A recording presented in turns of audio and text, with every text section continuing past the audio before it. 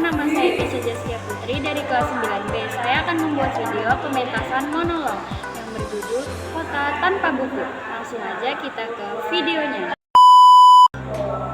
Pernahkah ke toko buku, perpustakaan, atau taman bacaan? Tidakkah kau merasa istimewa ketika berada di dalamnya? Di sekelilingmu ada berbagai toko dari dunia nyata dan kahyal, tempat yang pernah kau kunjungi dan yang belum. Informasi dan cerita dari masa lalu, masa kini, dan masa depan semua berpadu, semua berada dalam genggamanmu. Saat berada di antara buku, tidakkah kau merasa menjadi raja dan ratu? Ruang dan waktu seolah menyatu tanpa batas. Kau bisa terbang, melintasi sekat negara, dan melewati berbagai zaman. Kau bisa menyelam ke dalam samudra, melayang di angkasa, berada dengan aneka satwa, dan berkelana di tengah padatnya kota, juga di rimba raya. Kau tahu, buku adalah jendela dunia, kunci pengetahuan, dan pintu wawasan.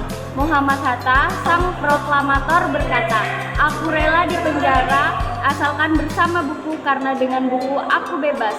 Melalui buku, manusia terbebas dari ketidaktahuan. Tempat-tempat yang dipenuhi buku adalah harapan berkembangnya pengetahuan dan wawasan. Apa jadinya jika tanpa buku?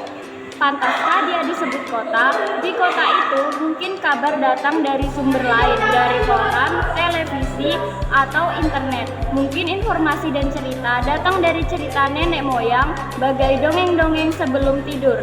Irama warganya pun tiada beda, bangun pagi, bertebaran di muka bumi untuk berbagai keperluan, tidur dan memulai lagi hari berikutnya. Semua serupa.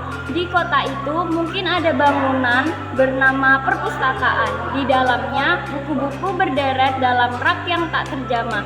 Tiada tangan meraih dan membuka halaman demi halaman dengan sukacita. Mungkin juga ada tumpukan buku di sudut-sudut sekolah yang sepi dan berdebu. Jarang dikunjungi, jarang dibaca. Buku-buku di sana tersongok tanpa nyawa. Bagaimana dengan kotamu?